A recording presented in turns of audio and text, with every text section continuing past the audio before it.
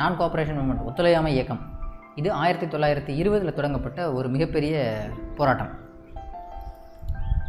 சரி, இந்த ஒத்துழையாமை இயக்கம் எதனால் தொடங்கப்படுது அப்படிங்கிறதுக்கான சில காரணங்கள்லாம் இருக்குது. 1914 18 வரைக்கும் முதலாம் உலகப் போர் நடந்துகிட்ருக்கு. இந்த உலகப் போர் அப்படிங்கிறது 1918 முடிவடைஞ்சது.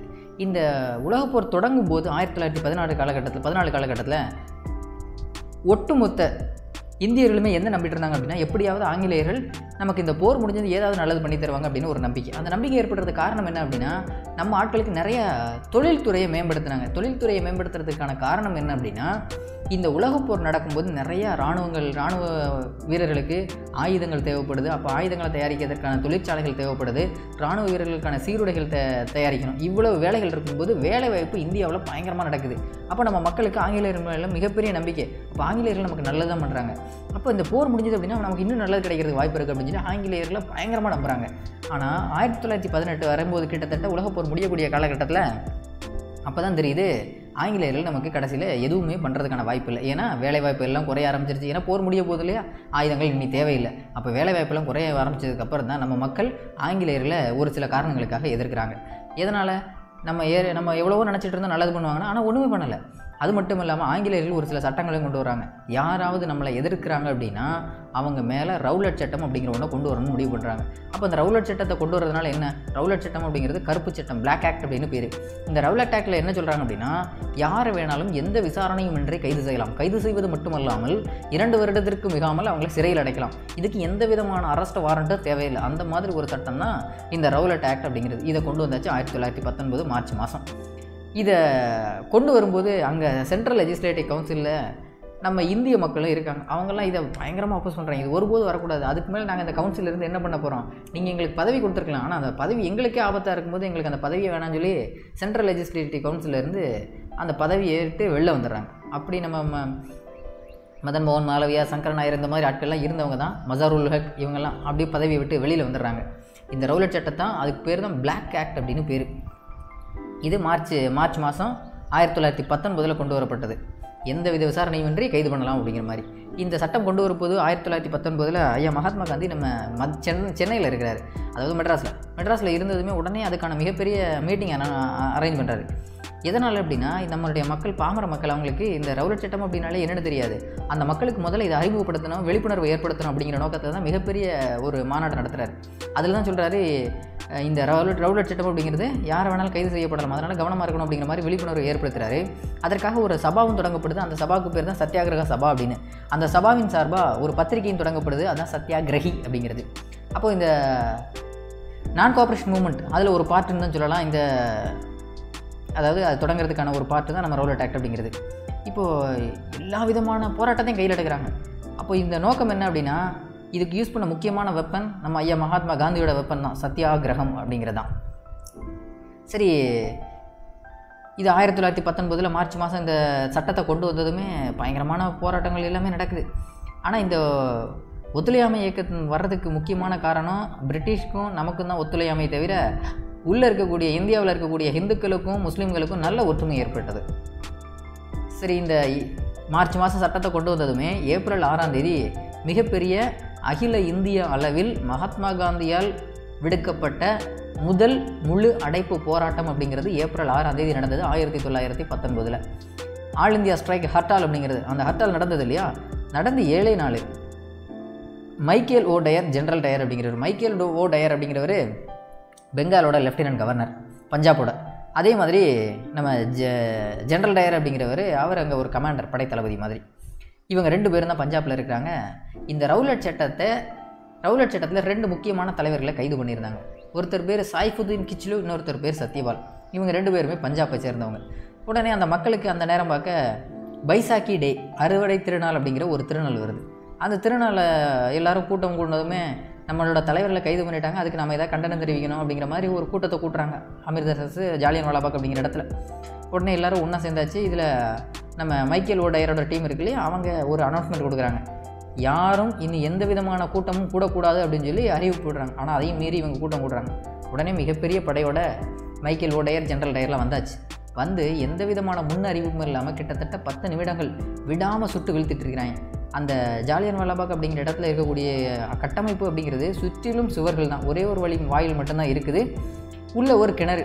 எங்கேயும் தப்பிக்கணுன்னா கூட இது உயரமான சுவர், அப்போ தப்பிக்கிறதுக்கும் வாய்ப்பு இல்லை, நிறைய பேர் இறந்து போனாங்க அப்படின்னு சொல்லி பிரிட்டிஷோட ரிப்போர்ட் என்ன சொல்லுது அப்படின்னா வெறும் 379 மெம்பர்ஸ் ஒன்லி டைட் அப்படின்னு சொல்லி ரிப்போர்ட் கொடுத்துருக்காங்க. அவங்களோட ரிப்போர்ட்டே 379 அப்படின்னா அவங்க போய் கணக்கு தான் கொடுப்பாங்க. ஏன்னா அவங்க மேலே ப்ரெஷர் ஆகிடக்கூடாது இல்லையா. ஆனால் அங்கே இறந்தது எக்கச்சக்க பேராக இருக்கலாம். அப்புறம் காயப்பட்டவங்க 1000க்கும் மேற்பட்டவங்க அப்படின்னு சொல்லி ரிப்போர்ட்டை கொடுத்துருந்துருக்காங்க.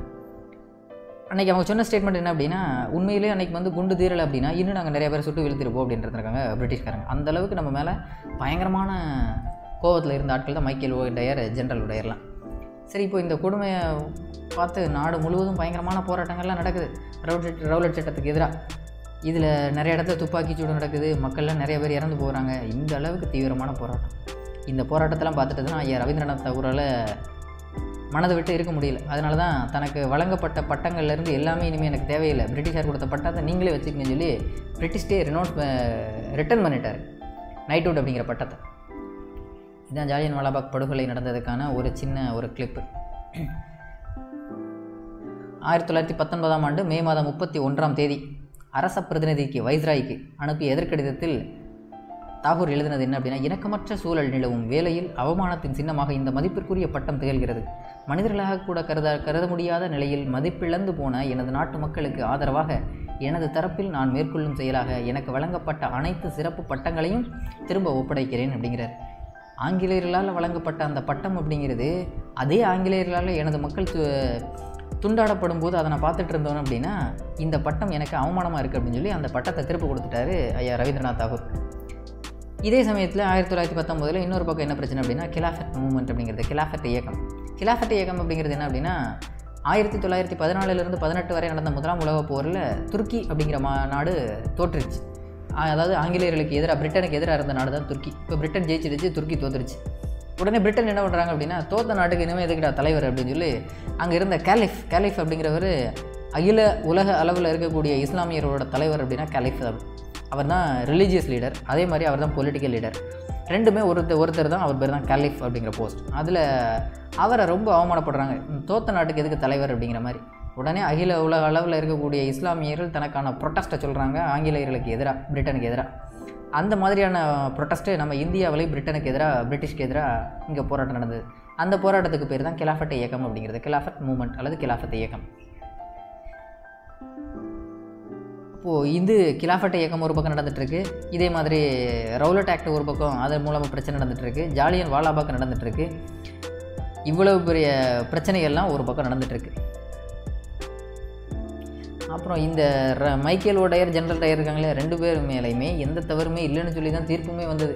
அந்த அளவுக்கு, ஏன்னா இதுக்கான ஒரு கமிஷனும் போட்டிருந்தாங்க. ஜாலியன் வாலாபாகில் நடந்த பிரச்சனையை விசாரிக்கிறதுக்காக ஹண்டர் கமிஷன் ஒன்று போட்டிருந்தாங்க. அந்த ஹண்டர் கமிஷனோட ரெக்கமெண்டேஷன் பேரில் அடுத்து வந்த ஜட்ஜ்மெண்ட்டில் இவங்க 2 பேர் மேலே எந்த தவறுமே இல்லைன்னு வந்திருந்திருக்கு. சரி,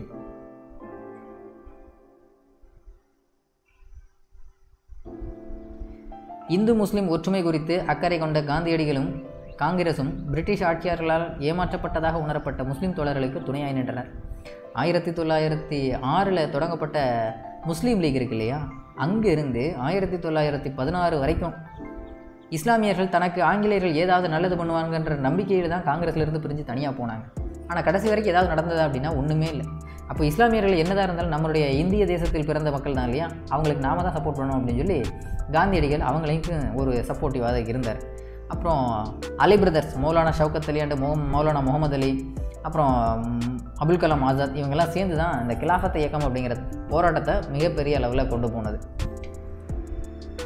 அப்புறம் இவர் உத்தம் சிங் கிட்டத்தட்ட பல வருடங்கள், 14 வருடங்கள் நினைக்கிறேன், கல்சா ஆதரவற்றோர் காப்பகத்தில் வளர்க்கப்பட்ட சீக்கிய 10 பருவ இளைஞரான உத்தம் சிங் இந்த நிகழ்வை தனது கண்களால் கண்டார்.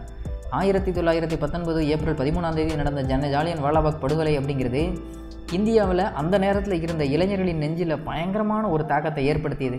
அதுதான் கிட்டத்தட்ட ஐயா காமராஜர், நேருன் எல்லாத்துக்குமே ஒரு மிகப்பெரிய டேர்னிங் பாயிண்ட் தான் 1919 ஜாலியன் வாலாபாக் படுகொலை. இந்த படுகொலையெல்லாம் பார்த்ததுக்கப்புறம் தான் அதுக்கு பழி வாங்கணும் அப்படின்னு சொல்லி தான் ரொம்ப தீவிரமாக இருந்த ஒரு ஆள் தான் உத்தம் சிங். கடைசியில் 1940 மார்ச் 30 லண்டனுக்கு போயிட்டார். அங்கே போய் தான் காக்ஸ்டன் அந்த இடத்தையுமே கேட்பாங்க. அது எந்த இடத்துல இருக்குது அப்படின்னா காக்ஸ்டன் ஹால் ஆஃப் லண்டன். அங்கே தான் உத்தம் சிங் அப்படிங்கிறவர் அந்த மைக்கேல் ஓடையர் இருக்கார் இல்லையா, அவரை சுட்டு படுகொலை செய்கிறார்.